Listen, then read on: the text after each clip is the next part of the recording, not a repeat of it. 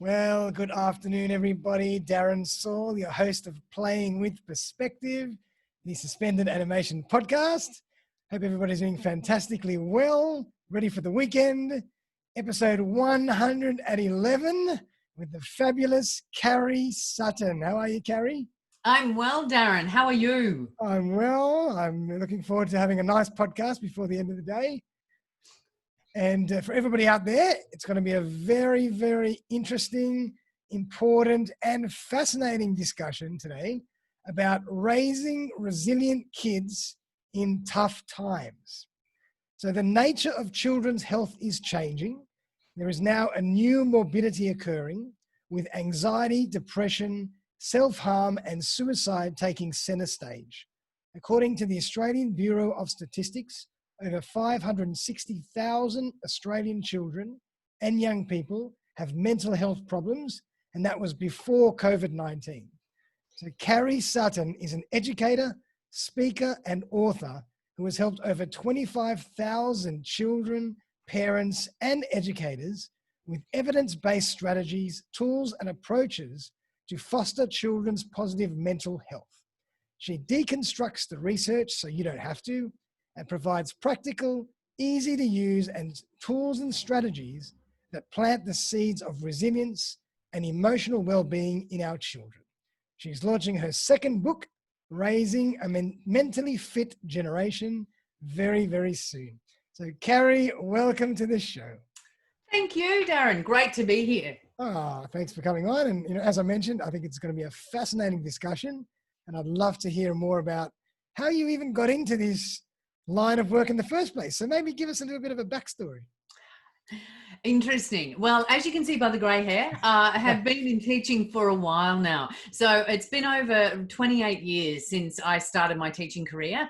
And I guess when I was growing up, I always knew I wanted to be a teacher. So I started working with children who had been abused, so had been suffered significant abuse and neglect, and then moved into working with preschoolers. So it's been an early childhood focus a lot, which is for early childhood, it's from birth all the way through to 8. Right. So I've been also worked as a director of a childcare centre and different things. Then I moved out west with the education department and spent some time out in the country, which I absolutely loved. Came back to Brisbane and started working with children with diverse needs, whether that be young people who sat on the spectrum, who had an intellectual disability, trauma, just really looking at, so I'd seen what, in inverted commas, normal looked like. Now I could understand what abnormal or aberrant behavior was and how I could best support those children. And that's what really caught my eye, is that we as a society need to start doing things in early childhood because we're actually waiting too late. Yeah, I would agree with that in many respects. There's so many things that we don't learn as kids that we should learn. Yes.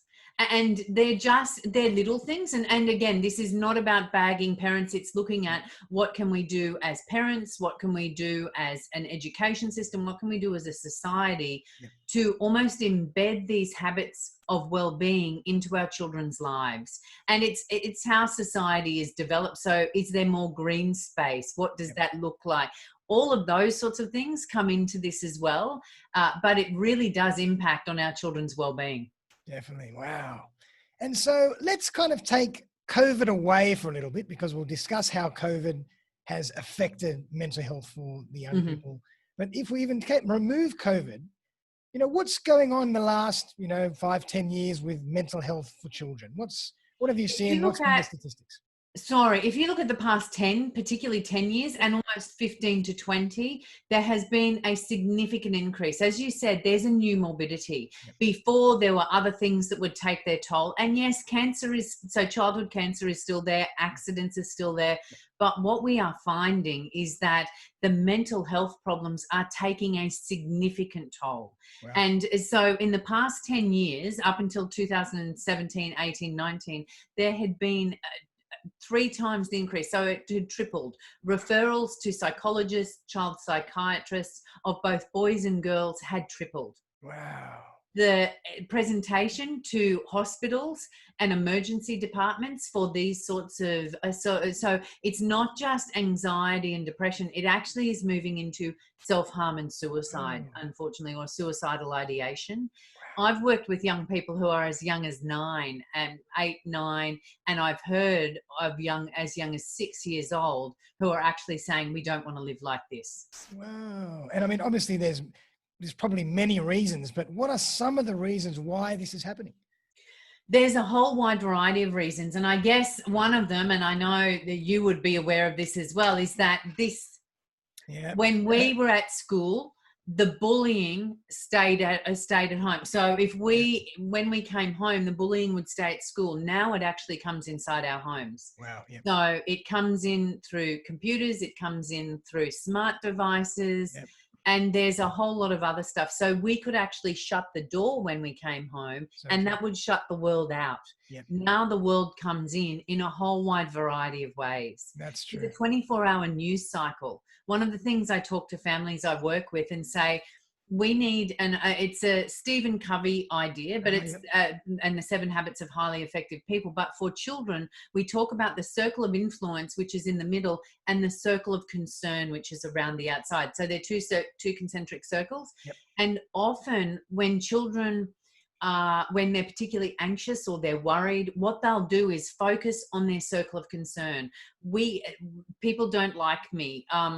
They say mean things. Yeah. Donald Trump is going to get into the White House again, and that's going to be so. And I'm not saying that's my opinion, but some of our children are worried about these things. And with a 24-hour news cycle from around the world, there is so much more input coming at them. Right. There's also been a shift to a certain degree to parents wanting their children not to miss out. So for example, and I'm being a school teacher, I'd realized this, everybody got a ribbon in a race. Yeah, got on 8th place trophies, as Gary V always says, 8th place trophies. That is not what happens in real life.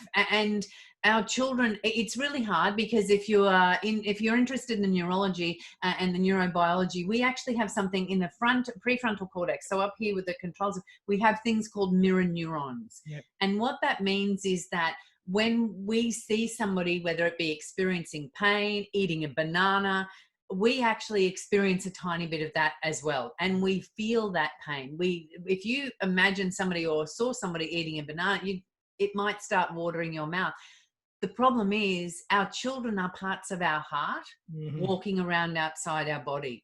Yep. So when we're seeing them in discomfort, and when lots of parents see them in discomfort, they don't want them to be uncomfortable. So they'll scoop them up and protect them. Right. And what that's actually doing, it's raising a generation of kids who are cotton wooled from the really uncomfortable feelings. Yep. And that has caused a huge amount of anxiety, a huge amount of a lack of emotional intelligence. How do I deal with disappointment?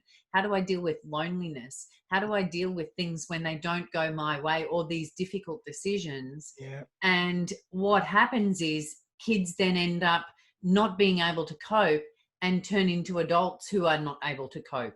So true. And that we're setting the youth up for disappointment in a way, because we're not allowing them to develop the tools for themselves that they're going to need later on in life.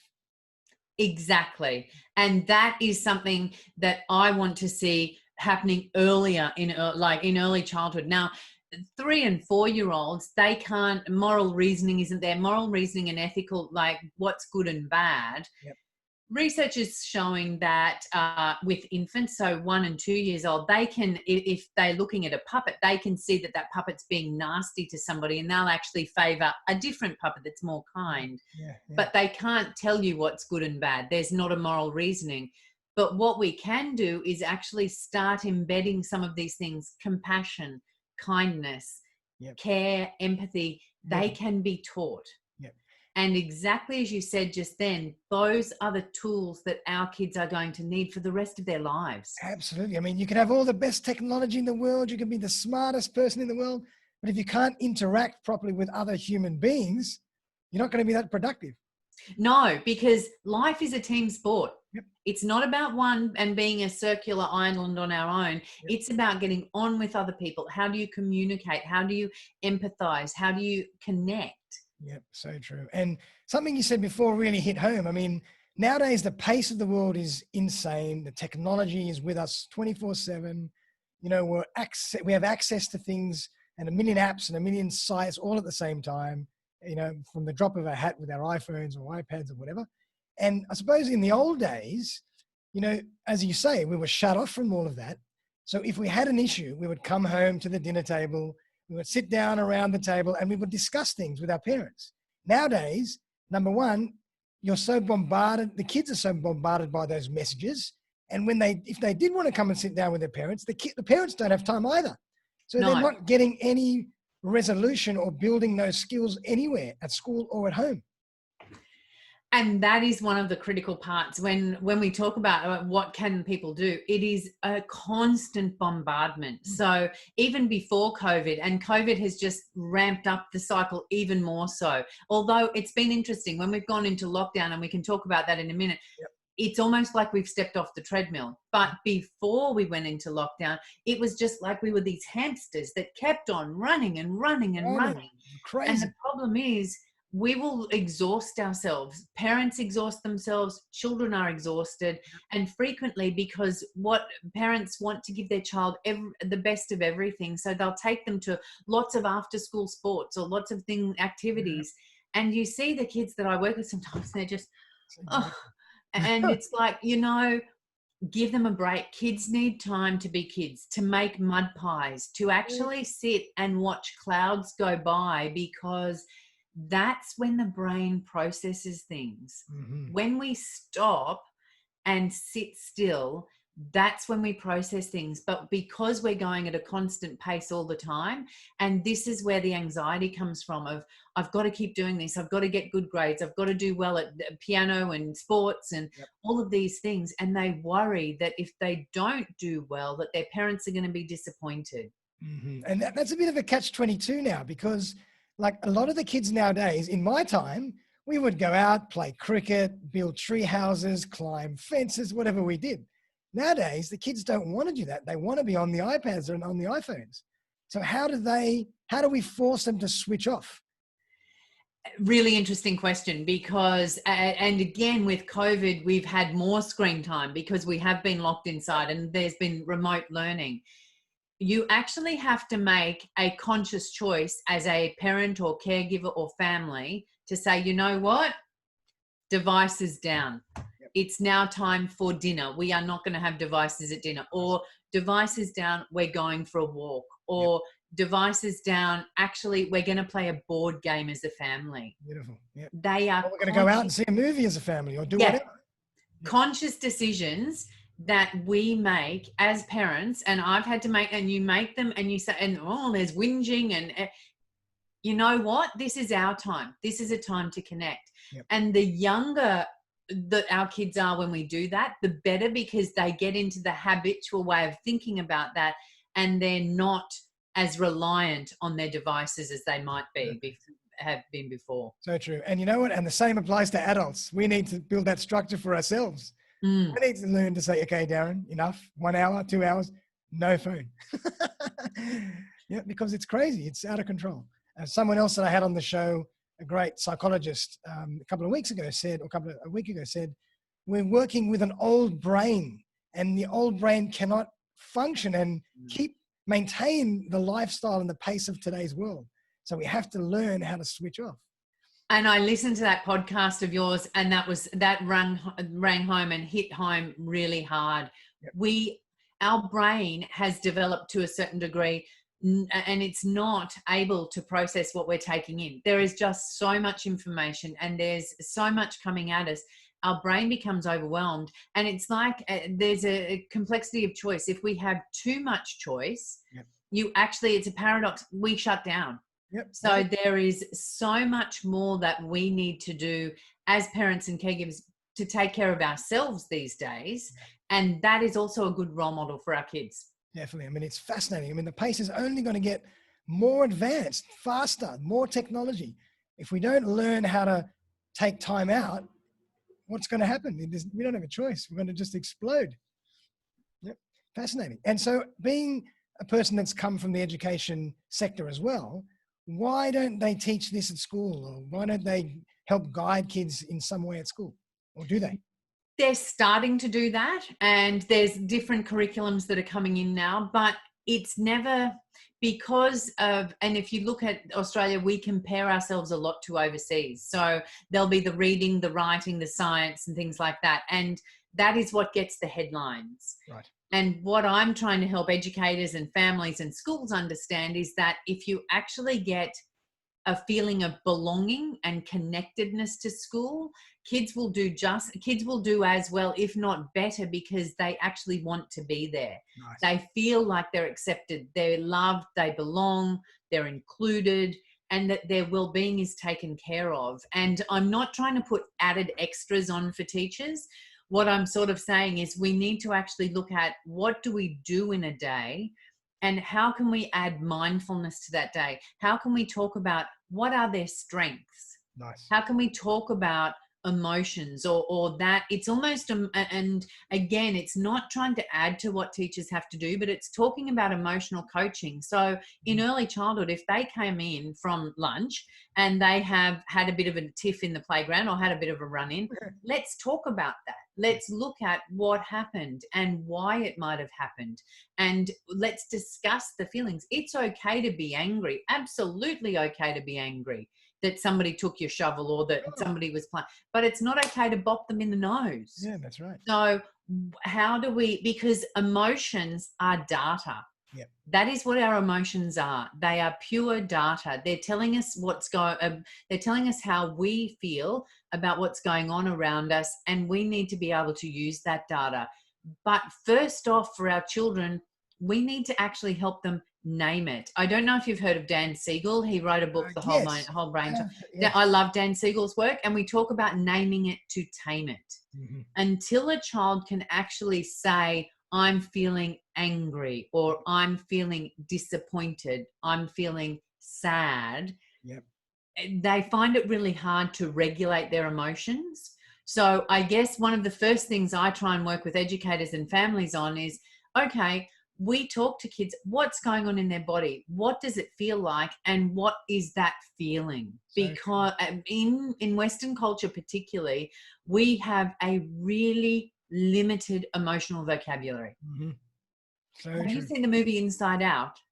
I don't know. It's a Pixar movie where there's joy, sadness, disappointment, joy, sadness, disgust, anger, and fear. No. So there's 5 basic emotions, and generally that's our 5 that we talk to children about, or that we even talk about. Right. But there are so many more emotions that there's content, there's ease, there's grace, there's gratitude, there's appreciation, all of these things. So true. But or there might be anger, but then there's rage. So it's all degrees. And when we have a more nuanced discussion around emotions, and our children have that, they can then understand it's not as bad as if they just go to angry all the time, then they're going to have trouble regulating that. They don't understand, you know what? It's not as bad. And often I say we have a thermometer of how bad is it? Yeah. On a 1 to 10 scale, or even on a fire rating scale, where does it fall? Mm-hmm. Because sometimes, and in children's lives, and this is what I also say to parents, please understand that the little things in kids' lives are big things for them. Definitely. And we need to understand and take the time to empathize, to listen, to help them feel heard and validated. Because ultimately, when we do that when they're little, and when we make a habit of doing that as they grow up through that early childhood stage, 8, 9, 10, tween, and then into the teen years, they'll actually come back and do that, because that's a habitual behavior that they've actually come to us. We've listened, we've understood, we've not judged. Yeah. And that's really critical, because we don't want them going into teenage years feeling that they can't come and talk to us. And it sounds like, what we're talking about is we're teaching kids self-awareness as well, for them to know that I don't feel angry now, I just feel frustrated. It's not that bad. We'll be okay. We'll get through it. Exactly. And Darren, like you just said, it's around the emotional intelligence. So self-awareness and self-regulation, then looking at others, awareness of others and how to manage their relationships. But particularly the first two, self-awareness and self-regulation or self-management. And exactly what you said there, which is, I will be able to get through this frustration. And even at first, if we have to sit with them and scaffold that, Yep. because it's hard. As a parent, it hurts your heart when they fall out with friends, when they come like when you see the hot tears of disappointment or things like, you just want to take them and make it better. Yep. But what we actually need to do is sit with them and say, it is really hard. Yep. It's not a nice feeling. Yep. And in life, this might happen again in life. So this is what you have to do to be ready for that. Or this is how absolutely, because we're holding them in that safety net, in our safety net, whether it be in our home or when we're with them, we've got them in that safety net at that time, and we can scaffold how to get through it, because we can say, I missed out on a job. Like I missed out on things too when I was growing up, or I missed out on a job the other day. It makes me feel really disappointed too. Sometimes I have a hot bath, or you help them understand the strategies we use as adults. Run and just not drinking, of course, or different, but things that are age appropriate things. But it's really looking and saying, this is what I do, and you will get through it. Because, Darren, research from the States that came out in 2018, freshmen that had gone to Harvard had been interviewed. Now, Harvard, really hard school to get into. And they said, now that you're here and you've been here for 3 to 6 months, is there anything you could have done to prepare yourself more? And they said, our parents did everything for us. They got us here. They paid for it. It's fantastic. But we really would have liked them to have taught us how to deal with disappointment, how to deal with loneliness, what to do if we feel depressed, because we've got all these feelings. We're away from home. They're not there, and we don't know what to do. And that research really struck home to me, because what it's saying is we haven't prepared our kids for life. So true. Yep. Unbelievable. And I mean, I work as a photographer, so I had the privilege of traveling around Australia photographing a dance competition. And in that competition, every single person got something. Every single person won something. And that's a problem, because you're teaching the kids that whatever you do, it's okay. You just got to be part of it.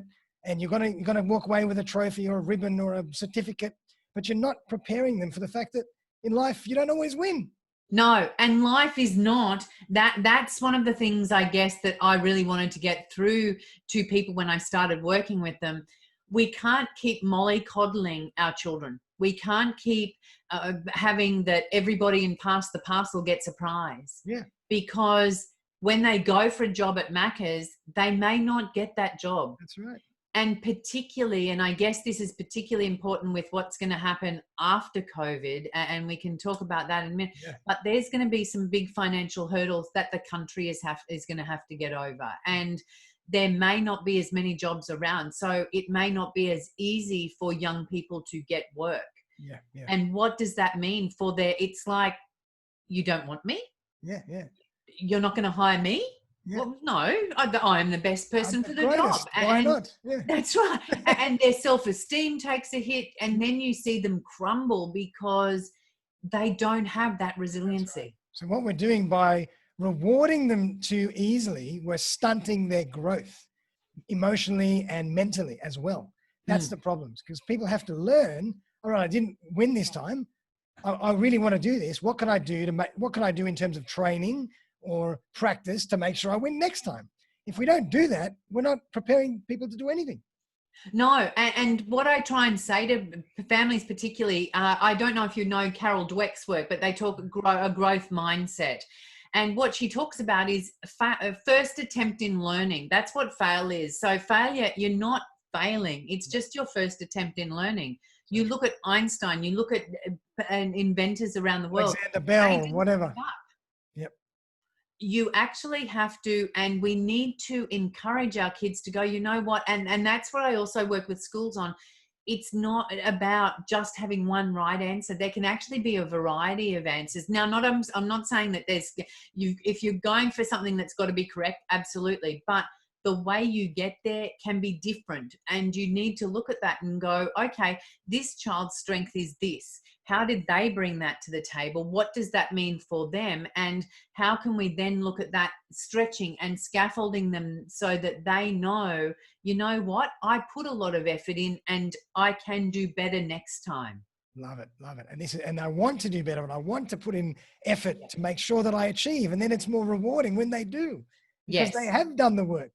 If everything's too easy, and it becomes a self-fulfilling prophecy then. That's right. Yeah, so true. And so now let's bring COVID into the equation. What has that done to mental health? And, what are you seeing now?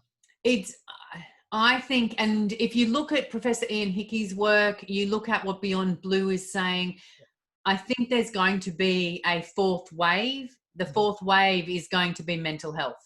Right. Wow. So I really firmly believe we're going to have to learn how to live with COVID. This is not going away. Right. And we cannot keep locking people down like we have. I understand that for health reasons, and I do, but this can't go on forever. And what it's done, children, if there's been a research study done, and they were saying that 58% of children have been impacted by missing their friends. And when you do distance learning, I'm looking at a camera now, and I love talking to people whether it's on Zoom or things like that. But the problem is we're social beings. We are a social race. We want to connect. And we have desperate need to connect. So when we can't, and particularly children, if they can't connect with their friends other than through a camera and seeing them on a screen and go, oh, where are you? And looking for everybody, because we know what it's like as adults with Zoom fatigue. Can you imagine 30 children in a class, or how they're doing?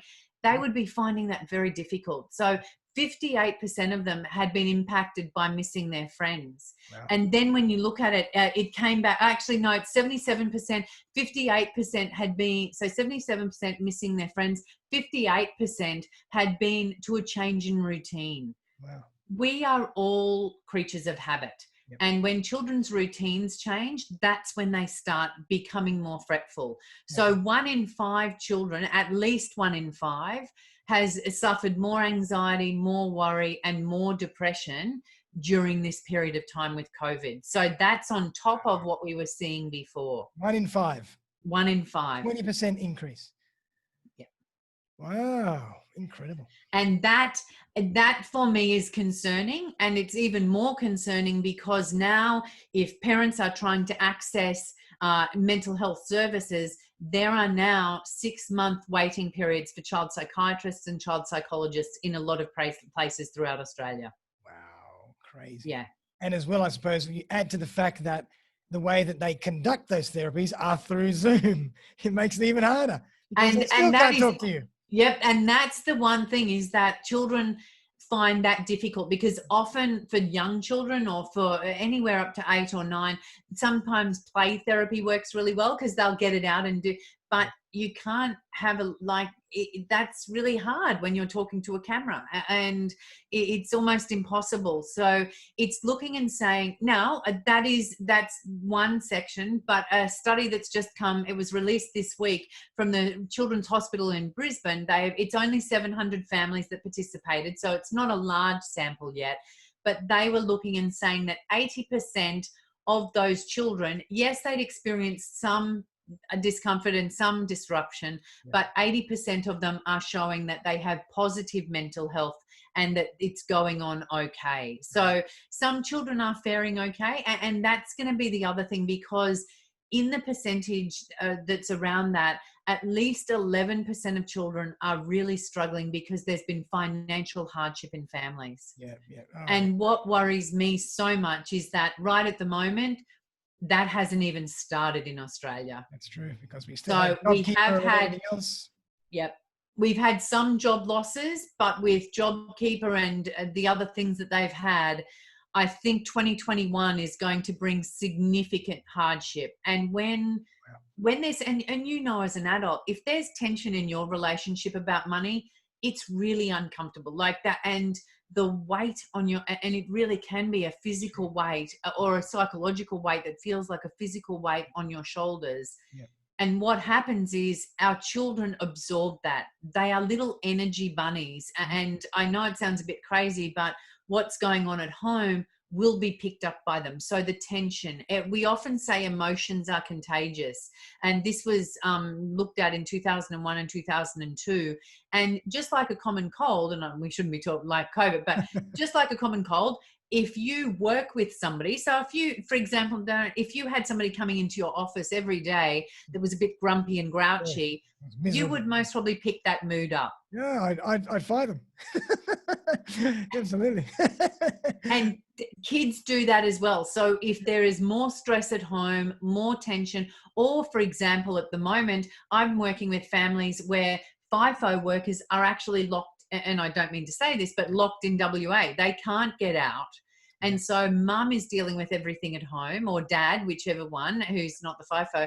And what's going on is their stress level is rising. So that stress level of the family rises as well. Yeah. And I'm not laying this at all at the feet of parents. I'm just saying, as a society, we need to be aware that these things are going to impact. And what that means for our kids is that when they go to school, there could be more issues for them. They might be coming from a family that hasn't got the resources for extra food or excursions or books or things like that. We're going to have to be really cognizant of that in 2021. Yeah, wow. And, it makes sense that obviously what you're saying is that the whole family has to have more awareness and self-awareness, awareness of self and others, to make sure that they build the environment that is conducive to the right emotional facilities and the right emotional states.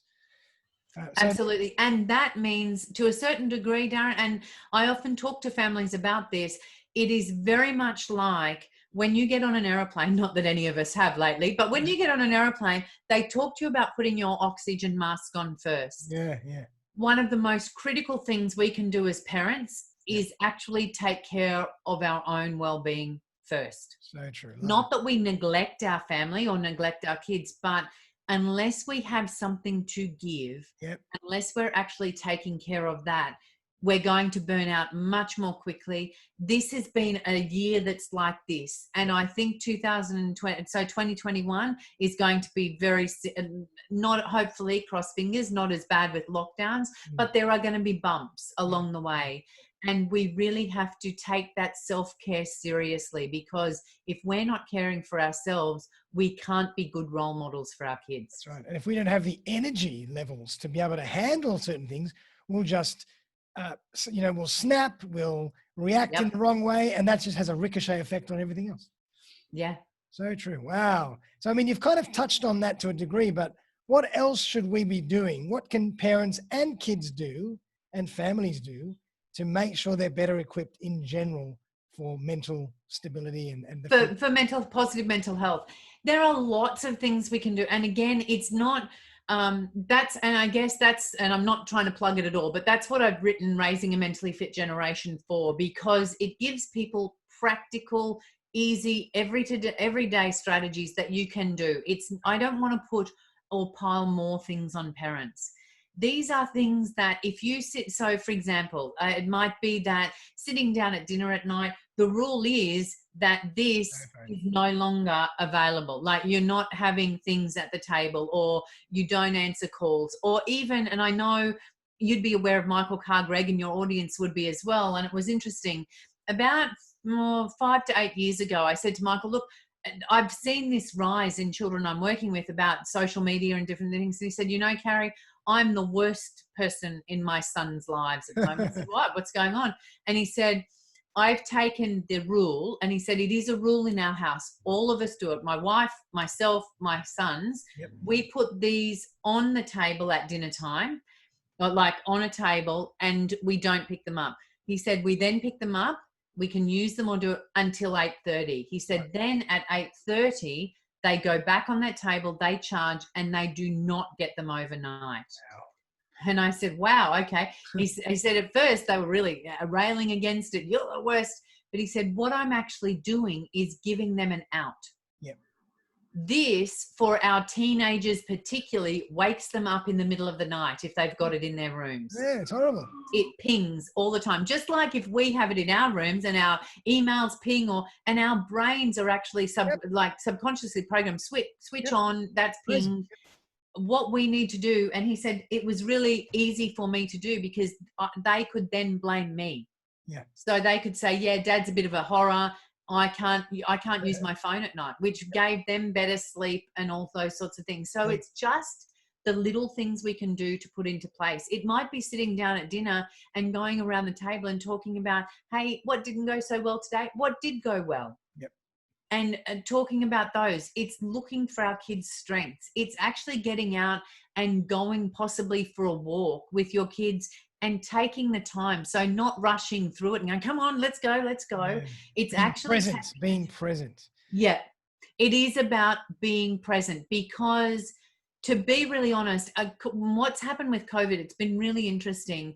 And when we were coming out of COVID, people were saying, you know, I actually don't want to come out of COVID, come out of isolation. I really like the fact that I don't have to be on the treadmill all the time. I don't have to be go, go, go, go, go. We didn't have to take the kids to sport on the weekends. We're spending much many more time. times as well. Yep. And that's the sort of thing. And really, and I guess what I've been saying to the families I work with, really evaluate what you're letting back into your bubble and go, is this making our life better? Yeah. Do we want to do this? Is it beneficial for us as a family to do this? What is the impact? And just really being much more circumspect about what they allow in. Yep. Because we can allow so much in. As we said at the beginning, there's so much that just comes at us and comes at us and comes at us. And the world will continue to be that. We actually have to start setting boundaries around that. Yeah. And so it's so important to challenge our own thinking in terms of saying, when things get back to normal, but maybe normal wasn't really good. Maybe we should have a new normal where we don't let some of those things back in. And that's interesting. I know you'd know Brene Brown's work. Brene Brown said it was broken. Yeah. What we had before was actually broken. Yep. We can create something different now, and we have that choice. So what are we actively choosing to let back into our lives? Love that. Because that choice is key in understanding, and particularly because if we have little people at home, we are choosing for them to be informed by that as well, because they'll watch us get back on the treadmill and run, and think that that's what life is supposed to look like. Beautiful. Life's not supposed to look like that all the time. No, it's out of control. Yeah. Life is about making that connection, looking in people's eyes, really being there with them, and understanding that this present point in time, we are only promised tomorrow. Tomorrow may not come. It is what we do with the now. Absolutely. And it's those things that it's stopping and taking that breath. It's teaching them, because a lot of the schools I go to say, oh, we're doing mindfulness now. I said, that's really important, because we're not taught how to belly breathe. We're not taught how to breathe. And frequently the majority of society breathes at the upper chest. Yep. And what that signals to our brain, what that signaling is stress, anxiety. That's a physiological sign. And because I don't know, and you can see it here, I've made a triangle. I often work with my tweens and teens and the families, and I say, to calm down, we do triangle breathing, which is you breathe in for 3 or 4, you hold for 3 or 4, and then you breathe out for 3 or 4. And what that's doing is actually calming our breathing, and we deep belly breathe when we do it. And that's actually saying to our brain, it's okay, because our brain goes, oh, you're breathing in that way. Your body can't be stressed. You can't be scared. You're not. So it's telling from what our body's doing that we are not in fight or flight anymore. It calms our nervous system. Absolutely calms our nervous system. And that's one of the only physiological ways we can do it, because seriously, and this is part of the problem, often kids go, oh, but I've got all these thoughts running through my head, and they're like, and they can't calm their nervous system because there's so much going on up here. So that's why I said we actually have to give them something else to do that physically signals a calming of their nervous system. Wow, incredible stuff. And so, Kari, how do you work? Do you work with the education system? Do you work with parents, with families, with kids? How do you actually work? How do I work? I work with a lot of different families in a lot of different ways. But one of them, and next year we're looking cross fingers that I can go to regional, rural, and remote, because I loved living in the country, and I know that our country kids have been doing it tough. So in 2012, before all of the COVID, before the bushfires, there were significant droughts. Right. And they've taken a beating. So they went through drought, they then went through the bushfires last year, then floods, and now COVID. And what I'm looking and saying is going out and helping families and talking in town hall style. So I do public speaking, so I run workshops that way. I also have consultancy that I do with families. I've got webinars and online programs. So there's a whole wide variety of things I do, but mainly it's talking about emotional intelligence and how we can create resilient kids, because ultimately we talk about and we teach our kids how to keep them physically fit. And I'm not sure if you remember, about 4 years ago, Pauline Carrington, she comes from the Upper Hunter. Her son, who was 21, he unfortunately suicided. And she said, you know, Kari, when I saw him before that, here he was lathering on sunscreen, putting on the hat, doing everything he could to take care of himself physically. But he didn't know how to take care of his mental health and well-being. Shame. And that to me was heartbreaking. And I realized we teach our kids skills to keep physically fit. Yep. We don't teach our kids skills to keep mentally fit. Whether it is the mindfulness and being present and going, you know what, my thoughts are running, how can I slow them down? How can I be more present? Whether it is about gratitude, because being grateful, when you are grateful, it brings on positive emotions, and you can't actually be anxious and grateful at the same time. No, so true, so true. It's an impossibility. So how can we actually teach our kids to have that attitude of gratitude? How can we give them a more optimistic outlook? Because and that's when I talk about the circle of influence and the circle of concern. When they focus on the circle of influence, which is what we did with a lot of the families and the kids I was working with at the beginning of COVID, they had the circle of influence. What can you do? Because that empowers kids. What could they do to protect grandma and grandpa? Well, we won't go visit them. So that's something we're doing. We're coughing into our elbow. That's another thing they're doing. We're washing our hands. Our hands as soon as we walk in the door, whatever. Yep. That's in their circle of influence. So it empowered them. They did it because there was so much coming at them about this horrible disease and what was going to happen.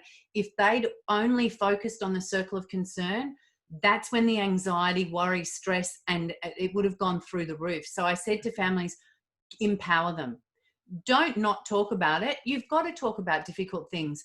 And at times there might be pets that die or family members. We need to talk about that and allow them to feel the feelings and to express those feelings. So all of these things come into, and I look at it and talk about mental fitness, things we can do every day, habitual patterns of behavior, even if they're just little things of saying, oh, wow, I'm grateful for this before bed. Or you're reading a story and you say, what worked well today?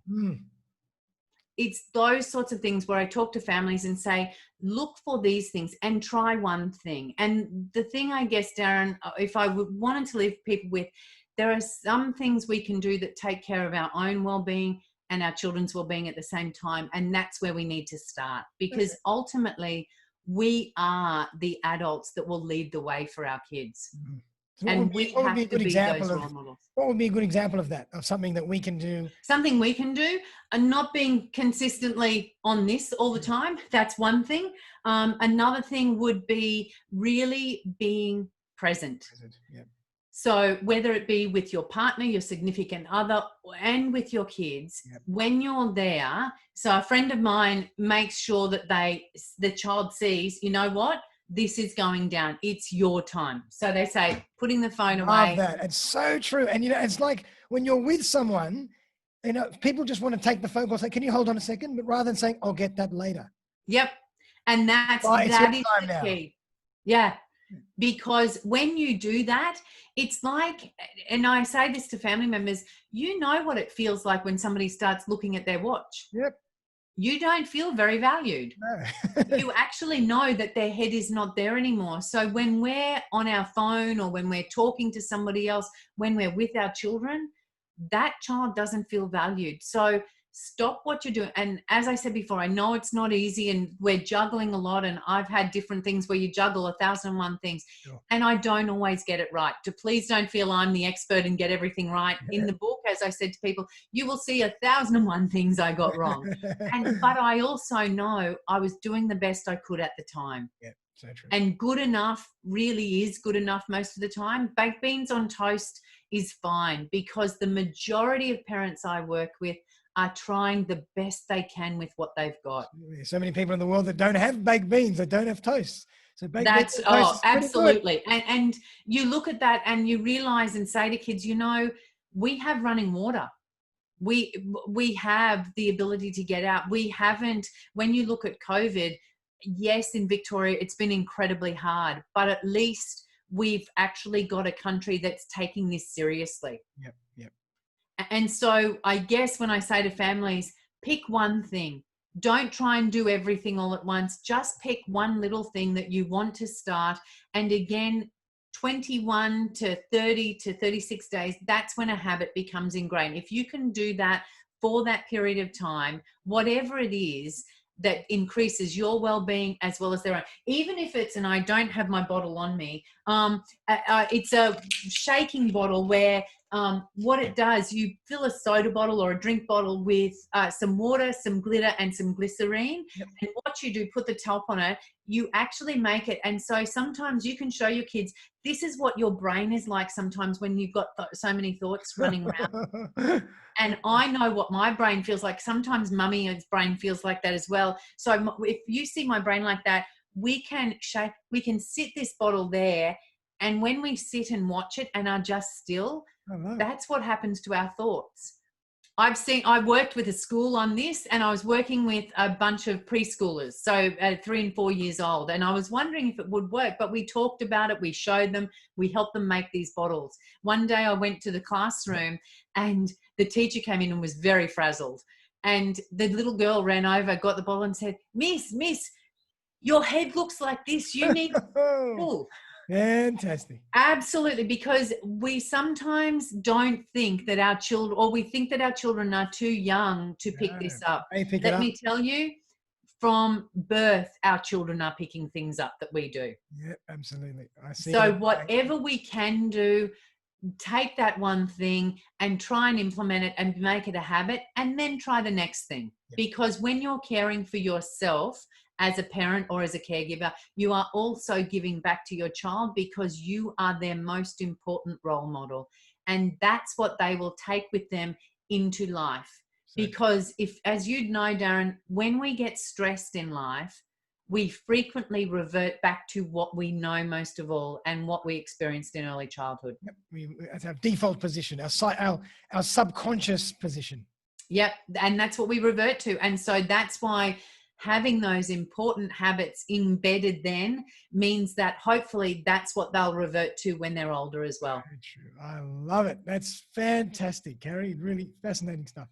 So if people want to get in touch with you and your book, and find out more about your book, what's the best way to do that? Yep. So karisutton.com is the best place to go. And the book's website isn't up. It's getting up this weekend. So we're starting to launch it this weekend. But karisutton.com, and you can find out more there. Lovely. Well, Kari, thank you so much for being on the show. It was a really interesting topic, an important topic, and you've given everybody so much value and so many steps into what they can actually start doing and how they can start thinking about building better resilience for themselves and for their kids, really. So really appreciate you coming on the show. I've learned so much. Is there anything that you want to leave us with at the end of the day? No, honestly, thank you, because it really is. It's just about raising people's awareness, and they are doing, parents, the majority of parents, 99.9%, are trying the hardest they can, and they're doing the best with what they've got. And it's just getting a little bit of information here or there that can help them on their way. And that's what I try and be, that information in an easy to understand way, not filled with jargon, but something they can walk away with and go, hey, you know what? I can try that this afternoon. Beautiful. And you know what? You've just it's a beautiful way to finish off by saying, even the parents that are doing their best and sometimes they don't get it right, don't beat yourself up. No. You've done your best you can. Try and do better next time. Learn, seek out some advice. You can only do what you can do, but don't beat yourself up about it. Just move on and just get better and grow. That's all you can ever do. Absolutely. Because, when exactly what you said, when we are doing that, if we berate ourselves, we're not teaching our children self-compassion either. And that's one of the critical things, is that when they will watch how we respond if we make mistakes or if we do figure out things haven't gone well. So please don't beat yourselves up. You are doing the best. If you can learn more, that's fantastic. And then you implement it and you just go from there. We're all on a journey. We're all on a journey and we're all learning constantly. And that's the key to life. So that's what we should be doing. And that's what we should be teaching our children as well. Well done, Kari. Well, thank you so much. It's been an absolute pleasure. Everybody out there, please get in touch with Kari. Check out her new book because you'll learn a hell of a lot. And we'll be back very, very soon for another episode of the podcast next week. And bye for now. Thanks again, Kari. Thanks, Darren.